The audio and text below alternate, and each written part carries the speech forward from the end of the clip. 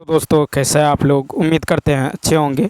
दोस्तों इस वीडियो में एसएससी एमटीएस सामान्य अध्ययन प्रीवियस ईयर पेपर सॉल्यूशन देखने वाले हैं, तो आप लोग लास्ट तक ज़रूर बने रहिएगा। देखिए, इसके अलावा यदि आप maths, reasoning, English previous year paper solution देखना चाहते हैं तो आप प्लेलिस्ट के जरिए देख सकते हैं। तो चलिए शुरू करते हैं। शुरू करने से पहले यदि आप नए हैं तो चैनल को सब्सक्राइब कर लीजिए, बेल आइकन को प्रेस कर दीजिए और एक बार वीडियो को शेयर कर दीजिए। फरमाया है कि निम्नलिखित में से कौन अपने नवीन दृष्टिकोण और कार्यों के साथ आधुनिक नृत्य की अवधारणा को भारत में लाने वाले या वाली पहली व्यक्ति थे या थी। तो देखिए यहाँ पे जो राइट आंसर होगा कि भारत में आधुनिक नृत्य के जन्मदाता और एक विश्व प्रसिद्ध भारतीय नर्तक एवं नृत्य निर्देशक जो है कोरियोग्राफर उदय शंकर थे। वे अपने नवीन दृष्टिकोण और कार्यों के साथ आधुनिक नृत्य की अवधारणा को भारत में लाने वाले पहले व्यक्ति थे। तो Uday Shankar is the right answer. Next, उसके बाद देखिए कि पदम सुब्रमण्यम एक भारतीय शास्त्रीय भरतनाट्यम नर्तक है। गुरु विपिन सिंह एक भारतीय मणिपुरी शास्त्रीय नृत्य कलाकार हैं। नृत्य गुरु केलुचरण महापात्रा भारतीय ओडिसी शास्त्रीय नृत्य के गुरु जिन्होंने ओडिसी की उड़ीसा में पुनर्विस्तार किया। नेक्स्ट है कि भारतीय संविधान के अनुसार खाली स्थान वर्ष कम उम्र के किसी भी बच्चे को किसी कारखाने या खदान में काम करने के लिए या किसी अन्य खतरनाक रोजगार में नहीं लगाया जाएगा। तो देखिए भारतीय संविधान के अनुच्छेद 24 भारतीय संविधान के अनुच्छेद 24 के अनुसार 14 वर्ष से कम उम्र के किसी भी बच्चे को किसी कारखाने या खदान में काम करने के लिए या किसी अन्य खतरनाक रोजगार में नहीं लगाया जाएगा। तो सी ऑप्शन। नेक्स्ट देखिए राष्ट्रीय नृत्य शिरोमणि पुरस्कार 2022 से किसे सम्मानित किया गया। अंतर्राष्ट्रीय स्तर पर ख्याति प्राप्त कुचिपुड़ी नृत्यांगना अपर्णा सतीशन को वैश्विक स्तर पर कुचिपुड़ी के क्षेत्र में उनके उत्कृष्ट योगदान के लिए जनवरी 2022 में प्रतिष्ठित राष्ट्रीय नृत्य शिरोमणि पुरस्कार 2022 से सम्मानित किया गया है। तो यहाँ पे हो जाएगा अपर्णा सतीशन, ए ऑप्शन। ठीक है, फिर शांता धनंजय और वन्ना डिल जो पुडिया विटटिल धनंजय, जिन्हें धनंजय के नाम से भी जाना जाता है, भारत के एक जो नृत्य युगल हैं, उन्हें 2009 में जो पद्म भूषण से विभूषित किया गया था। ठीक, बिरजू महाराज जो पंडित बृजमोहन मिश्र भारतीय शास्त्रीय नृत्य कथक के नर्तक हैं। नेक्स्ट देखिए 4, मनुष्य निम्नलिखित में से किस वर्गीकरण के अंतर्गत नहीं आता है। तो देखिए मनुष्य जो है वर्टिब्रेटा, कार्डेटा तथा होमिनिडी वर्ग के अंतर्गत आता है। मनुष्य स्थलीय प्राणी है, जबकि जो है पोरीफेग जलीय प्राणी है। अतः मनुष्य जो है पोरीफेरा वर्गीकरण के अंतर्गत नहीं आता है। ठीक है, तो यहाँ पे हो जाएगा पोरीफेरा वर्गीकरण के अंतर्गत नहीं आता है। नेक्स्ट है कि भोपाल की बेगमों ने 20वीं सदी की शुरुआत में खाली स्थान में लड़कियों के लिए एक प्राथमिक विद्यालय की स्थापना की थी। तो देखिए भोपाल पर शासन करने वाली बेगमों जो महारानी कुर्दिश बेगम, महारानी सिकंदर बेगम, महारानी शाहजहां बेगम तथा महारानी सुल्तान जहां बेगम में चौथी महारानी सुल्तान जहां बेगम ने भारत में महिलाओं के उद्धार के लिए बहुत योगदान दिया। महिलाओं में स्वतंत्रता को बढ़ावा देने के लिए विधवाओं और निराश्रित महिलाओं के लिए वर्ष 1905 में अलीगढ़ में जो है कला विद्यालय जो शुरू किया। वर्ष 1914 में अखिल भारतीय मुस्लिम महिला सम्मेलन की वह अध्यक्ष बनी और 1918 में उन्होंने अखिल भारतीय मुस्लिम संगठन की स्थापना की। उनकी सबसे बड़ी विरासत अलीगढ़ मुस्लिम विश्वविद्यालय है जो 1920 में अस्तित्व में आई थी।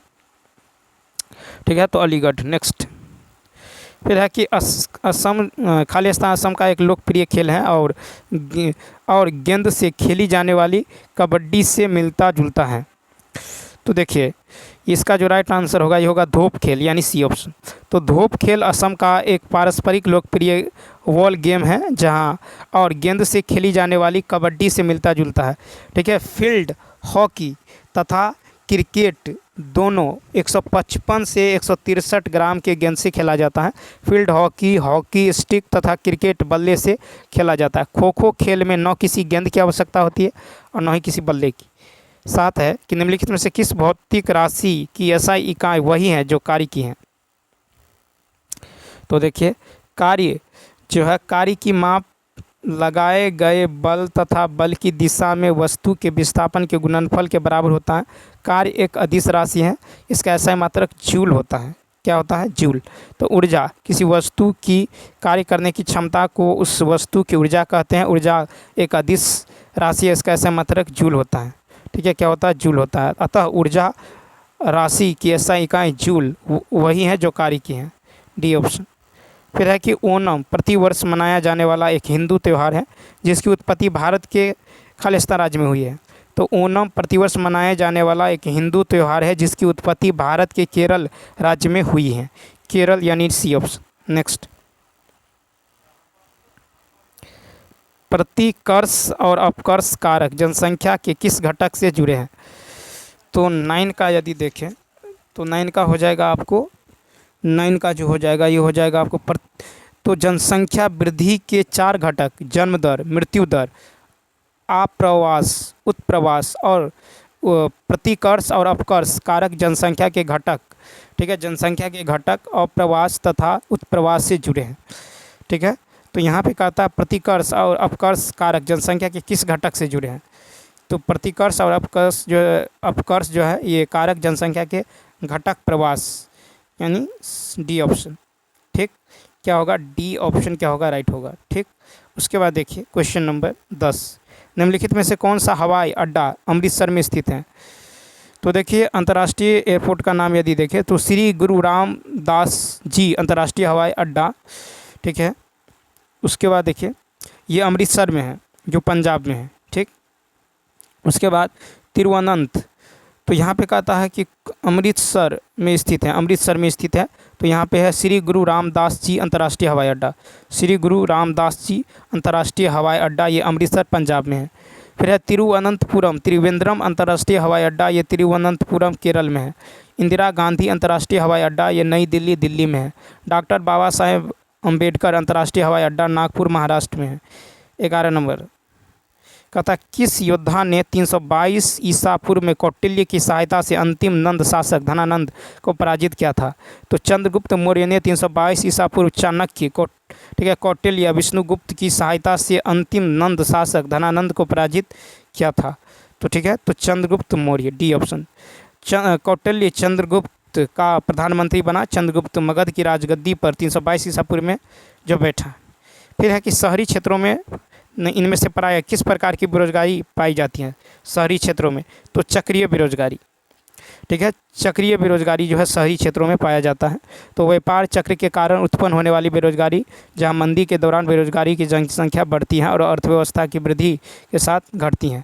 मौसमी बेरोजगारी वह स्थिति जब लोगों के पास वर्ष के कुछ निश्चित मौसम के दौरान काम नहीं होता है, और जैसे कि भारत में मजदूरों के पास पूरे वर्ष शायद ही कभी जो है व्यवसाय होता है। खुली बेरोजगारी उस स्थिति को कहते हैं जिसमें यद्यपि श्रमिक काम करने के लिए उत्सुक हैं और उसमें जो है काम करने की आवश्यकता योग्यता भी है, तथापि उसे काम प्राप्त नहीं होता है। शिक्षित बेरोजगारी वह स्थिति जब स्नातक तथा स्नातकोत्तर डिग्री लेने के बाद युवक बेरोजगार होते हैं।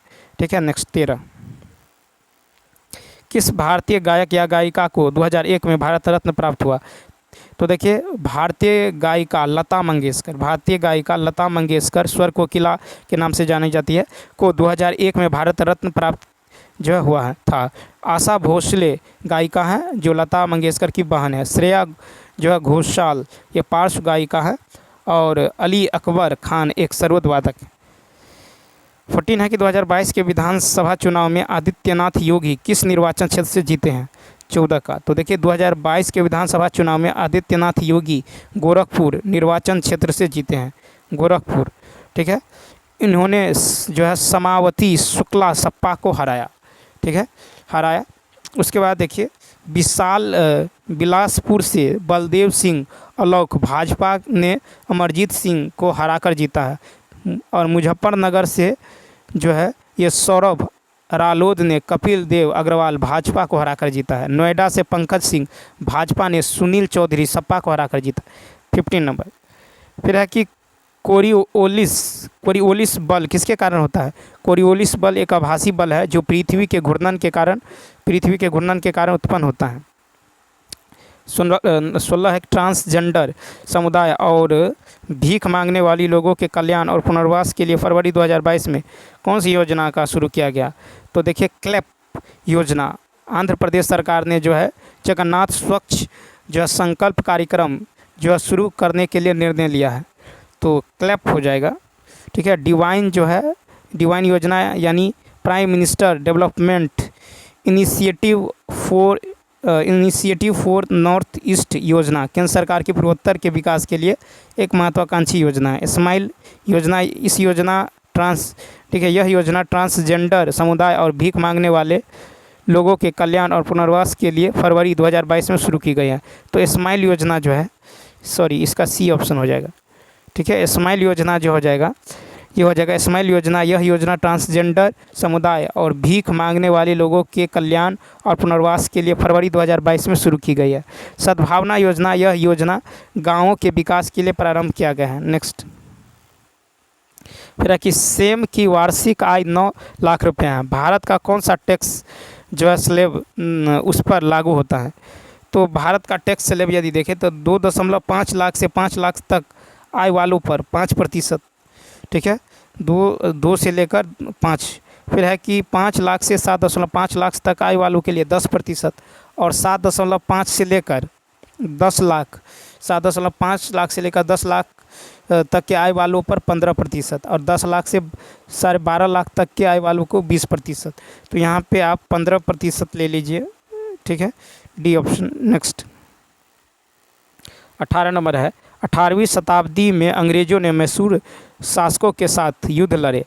तो 18वीं शताब्दी में अंग्रेज़ों ने मैसूर शासकों के साथ जो है 4 युद्ध लड़े। प्रथम आंग्ल मैसूर युद्ध, तो ये 1767 से 69 तक रहा। द्वितीय आंग्ल मैसूर युद्ध 1780 से ये 84 तक। तृतीय आंग्ल मैसूर युद्ध का कार्यकाल 1790 से 92 और चतुर्थ आंग्ल मैसूर युद्ध 1799।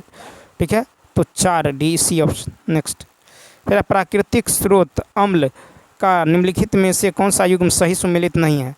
तो देखिए इमली प्राकृतिक स्रोत में टार्ट्रिक अम्ल पाया जाता है, अतः विकल्प डी जो है सुमेलित नहीं है। इमली में टार्ट्रिक, दही में लैक्टिक, सिरका में एसिटिक, संतरा में साइट्रिक। 20 नंबर रामसर स्तूप वह स्थान है जहाँ भगवान बुद्ध का अंतिम संस्कार किया गया था। भारत के किस राज्य में स्थित है? तो देखिए रामसर स्तूप उत्तर प्रदेश के कुशीनगर वह स्थान है जहाँ भगवान बुद्ध का अंतिम संस्कार किया गया था। बुद्ध की मृत्यु 80 वर्ष की अवस्था में 483 ईसा पूर्व में कुशीनगर देवरिया उत्तर प्रदेश में जो चुंद द्वारा अर्पित भोजन करने के बाद हो गई, जिसे बौद्ध धर्म में महापरिनिर्वाण कहा गया है। मल्लों ने अत्यंत सम्मानपूर्वक बुद्ध का अंत्योष्टि संस्कार किया है। उत्तर प्रदेश। फिर है कि प्रसिद्ध उपन्यास दी वाइट टाइगर किस लेखक या लेखिका ने लिखा है? तो देखिए वाइट टाइगर की यदि बात करें तो यहाँ पे जो हो जाएगा ये हो जाएगा अरविंद अडिगा। ठीक है, the White Tiger Arvind Adiga. तो अरविंद अडिगा का है Selection Day, the White Tiger. ठीक है, विक्रम सेठ का है सुटेबल बॉय, गोल्डन गेट। ठीक है, 2 लाइव्स। फिर झुम्पा लाहिरी का है दी नेमसेक, इंटरप्रेटर ऑफ मेलोडीज, ये झुम्पा लाहिरी। अरुंधति राय का है दी गॉड ऑफ स्मॉल थिंग्स और इनफाइनाइट जस्टिस। ठीक है, यह है अरुंधति राय का। नेक्स्ट, अदिति अशोक का संबंध निम्नलिखित में किस खेल से है? अदिति अशोक ने लगातार 2 ओलंपिक खेलों में गोल्फ में भारत का प्रतिनिधित्व करने वाले पहली भारतीय महिला बनकर इतिहास रच दिया है। तो गोल्फ जो हो जाएगा। फिर है कि 2021 में जम्मू और कश्मीर से भारतीय वायुसेना की प्रथम महिला पायलट कौन बनी? तो 2021 में जम्मू और कश्मीर से भारतीय वायुसेना की प्रथम महिला फाइटर पायलट जो है ये माविया सुडानी बनी है, माविया सुडानी। नेक्स्ट, दिन का न्यूनतम तापमान सामान्यतः होता है। दिन का न्यूनतम तापमान सामान्यतः प्रातःकाल होता है। ठीक है, दिन का न्यूनतम तापमान सामान्यतः प्रातःकाल यानी सुबह होता है तथा दोपहर में अधिकतम होता है, फिर शाम में न्यूनतम होता है। तो यहाँ पे न्यूनतम जो कह रहा है, फिर शाम में क्या होता है न्यूनतम, तो यहाँ कहता है न्यूनतम सामान्यतः ताप, तो प्रातःकाल, सी ऑप्शन।